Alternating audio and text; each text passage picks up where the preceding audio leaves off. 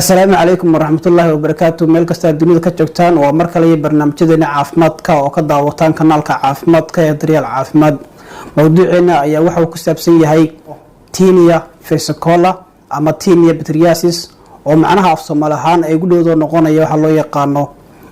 cambaar cadka waxa keena fungus ama waa fungal infection waa caabuq keena fungus gaar ahaan waxa keena nooca loo yaqaano yeastiga taasoo laga helo qaybta sare ee maqaarka ama dubka marka laga hadlayo caadiyan wax caafimaad darro ma keeno funguska loo yaqaano malassezia oo yeast way ka mid tahay maqaarka bini'aadamkana waxa ku nool intaas oo noolayaal ama organism oo shaqo kala duwan u haya kuwaas oo ka difaaca infectionska marka sababaya noolayaasha kale sidoo kale wuxuu ka difaaca inaan wax caafimaad darro aan ku dhicin maqaarka noolayaasha sida ugu nool maqaarka waxa loo yaqaanaa symbiotic macnaheedu wuxuu noqonayaa symbiotic in noolayaashaas ay ka faa'iideeyaan qofkii ama noolaha ka faa'iideeyaan sidoo kalena iyaga laga faa'iideysanayo mararka qaarkood waxa dhacda in jiistigu ay marka aad u korto marka korninshaha faraha badan ama taranka faraha badan ay sameynaysaa ayaa wuxuu noqonayaa mid saameeya ama dhibaato u geysta midabkii uu lahaa maqaarku ama marka uu lahaa dubku taas marka midabkii wax ka bedelaysa ama marka dhibaato u keenaysa mararka qaarkood waxa dhacda in marka qofka lagu arko dhibco cadaan ah waxa kale oo dhici karta mararka qaarkood qofka in lagu arko dhibco madowga jirkiisa lagu arko oo marka meel cad iyo meel madow marka jirkiisa qofkii u yeesho marka laga hadlay xaaladaas noocaasa waxa keena tinea fascicular oo nooc kamid ah funguska waxaana sidoo kale loo yaqaanaa pityriasis ama sidoo kale waxa uu hoos u dhigaa oo daciifiya in difaaci jirka ee qofka ayuu daciifinaya marka qodobada soo dedejiya ee marka sare u qaado waxa kamid ah ayaa la yiraahdaa marka ay tiradii yeastigu ama yeastigu ay ku badato maqaarka dushiisii xaaladaha kale keena waxa kamid ah meelaha marka aadka u kulul dadka jooga kale sidoo kale waa ku dhici karaa iyo sidoo kale dadka ku nool meelaha huurku ku jiro waxa kale kamid ah dadka aad u dhiidama dhiidkooda aad u badan yahay cambar cadku sidoo kale waa ku dhici karaa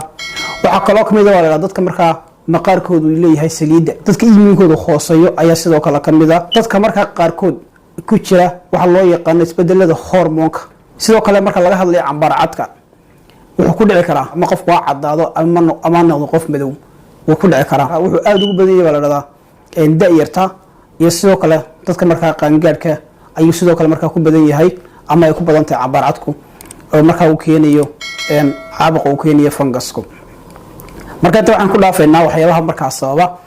calaamadaha lagu garan karo qofkan inuu yahay fungal infection ama caabuq uu keenay fungusku calaamadaha lagu garan karo waxa kamid ah qofka oo marka uu isbedelo midabkii marka jirkiisu isbedelo taasoo marka kamid ah calaamadaha ina tusaya in marka uu jiro cambaar cad kaloo kamid ah qofka lagu arko dhibco cadcad iyo kuwo madmadow khaasatan waxa lagu arkaya qofka gacmihiisii waxa lagu arkaya laabtii oo kale waxa lagu arkaya qoortii waxa lagu arkaya dhabarkii qofka sababtoo ah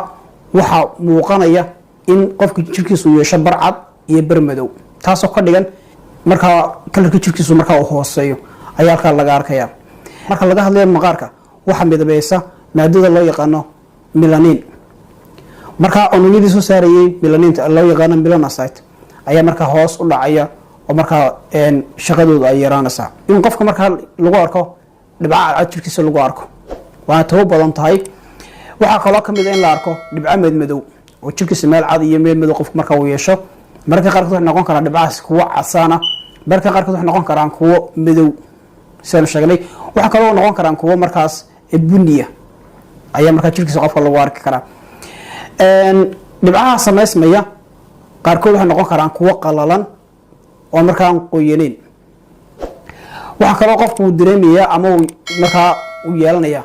buu yeelanaya qofku waxa kale oo qofku yeelanaya in marka qolof ay foosho jirkiisii meelihii markaas uu ka gaaray caabuqa fungusku cambaar cadka marka laga hadlayo qofka marka skinkiisu ama maqaarkiisu ama dubkiisu yahay qof madow wuxuu keenaa wax loo yaqaano hyperpigmentation wuxuu hoos u ridaa ama uu yareeyaa midabaysankii unugyada jirkiisa dabeetana waxay isu bedelaan unugyadii kuwa cadcad bay isu bedelaan marka qofkii jirkiisa waxa lagu arkaya marka midabkiisu madooba dhibic cad iyo dhibic madow baa lagu arkaya. sidoo kale waxaa jira dadka qaarkood in lagu arko xaalad taa ka duwan oo ah in qofka skinkiisa uu noqdo madow uu sii noqdo iyadoo midabka uu ku badanayo sidaan sheegnay maadada melanin ayaa markaas sare u kacaysa. xaaladda waxaa loo yaqaanaa hyperpigmentation. dadka qaarkood iyadoo funguskii ama noolahaasi markaa uu ku jiro maqaarkooda waxaa dhici karta mararka qaarkood inaan laga aragba wax markaa kala duwanaansha oo maqaarkiisiiya. sidoo kale waxaa jira iyaguna dad sidoo kale jirkooda ka dareema cuncun far badan ka dareema laakiin sidoo kale iyaguna aan lagu arag wax calaamada ama barihii cadcadaa noqdaan ama ku mid madooba markaa noqdaan. maxaa ka mid a markaa waxyaabaha khatarta ee markaa qofka uu keeni karaa cambaar cadka ama tinea versicolor. waxaa la yidhahdaa marka laga hadlayo deegaanka iyo sidoo kale noolayaasha deegaanka ku nool ayaa labada qodob ee ugu waaweyn ee saameynta ku yeelan karaa. waxaa kaloo ka mid a haddii qofku familigiisu lahaa isir ahaan sidoo kale waxaa laga yaaba inuu ku dhaco. waxaa kaloo ka mid ah sidaan sheegnay qofka markaa dhiid fara badan jirkiisa uu soo saarayo taasna waxyaabaha keenaya ayay ka mid tahay.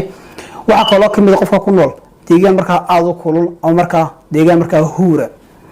waxaa kaloo ka mid a qofku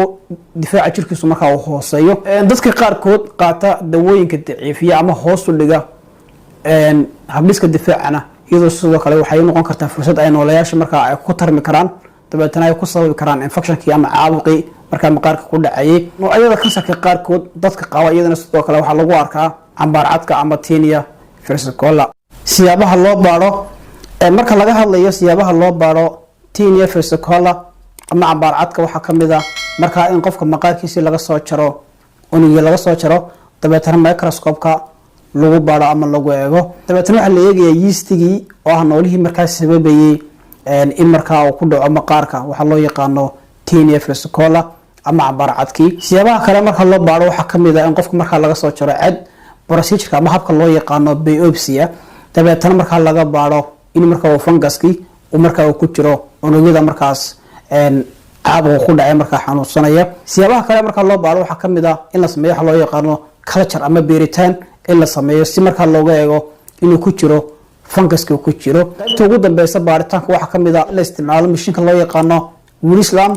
oo ku shaqeynaya ultraviolet light. markaa wuxuu sii deynayaa fallaaro dhererkooda u dhexeeya 4 ilaa 5 inch koos markaa maqaarka gelaya. sidoo loo daweeyaa marka laga hadlayo tinea versicolor ama waxa loo yaqaano cambaar cadka daweynta marka laga hadlayo waxay ku xiran tahay haddii calaamaduhu aanay ahayn calaamad markaa aada u daran. inta badan waxaa la doorbidaa in qofka bukaanka oo markaa isagu uu guriga isku daweeyo. waxyaabaha heli kara markaa waxaa ka mid ah waxyaabaha markaa u baahnayn in markaa qoraal dhakhtar ama dhakhtar usoo qoro. waxyaabaha waxaa ka mid a kariimada loo isticmaalo funguska. waxaa kaloo ka mid a shaambooyada. dhammaantood waa kuwo markaa saameyn xoogan isla markaana dili kara funguska.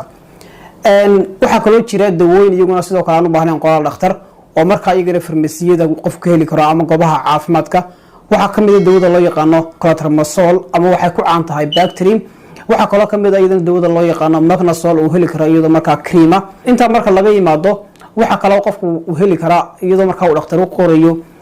dawooyinka dubka ama maqaarka la mariyo. waxaa kaloo qofku heli karaa kiniinada afka laga qaato. labadan dambe hadda aynu sheegayna iyagu waxay ku xiran yihiin markaa inuu dhakhtar qofka usoo qoro. qofka markaa si iskiya isuguma qori karo ama kama doonan karo markaa goobaha caafimaadka sida farmasiyada oo kale. inta haddii ku dhaafno sida loo daweeyo tinea versicolor ama cambaar cadka. siyaabaha loogu hortegi karo tinea versicolor ama cambaar cadka waxaa ka mid ah inaanu qofku isticmaalin dhammaan waxyaabaha ka samaysan saliidda. waxaa kaloo ka mid ah qofku inuu ku dadaalo nadaafadda ama caafimaadka maqaarkiisa. waxaa kaloo ka mid ah inuu qofku aada uga taxadiro markaa in cadceed fara badan ama fallaaraha cadceedu ay markaa ay maqaarkiisa ku dhacaan kuwaasoo markaa dhiida sameynaya kuwaasoo markaa suurto ka tahay inay yeastiga markaa tiradooda ay korodho dabeetana ay keento tinea versicolor ama waxa loo yaqaano cambaar cadka. waxyaabaha kale la soo jeediyo waxaa ka mid ah inaan qofku xidhan dhar markaa jirkiisa ku dhegan. inta badan qofkaas waa inuu xidhaa dhar markaa ka samaysan cudbi ama suuf waxa loo yaqaano si markaa loo yareeyo dhiid faraha badan markaa ay jirkiisa uu sameynayo. waxaa kaloo ka mid ah inaan qofku aan dadka kale la wadaagin tuwaalada ama waxyaabaha markaa jirka lagu qallajiyo. ugu dambeyntii waxaan kusoo gabagabeynayaa markasta oo qofku taabto meelihii markaa caabuqa funguska uu gaadhay ee markaa cambaar cadku ay jirkiisa ku taalay inuu markaa nadaafadda gacmaha uu ku dadaalo isagoo markasta gacmaha maydhaya. intaas ayaan kusoo gabagabeynayaa barnaamijkeenu ku saabsanaa tinea versicolor waxa loo yaqaano cambaar cadka. fadlan wixii aad talo tusaale iyo su'aalaha qaybta hoose ee commentiga nagu reeb waad ku mahadsan tahay daawashadaada.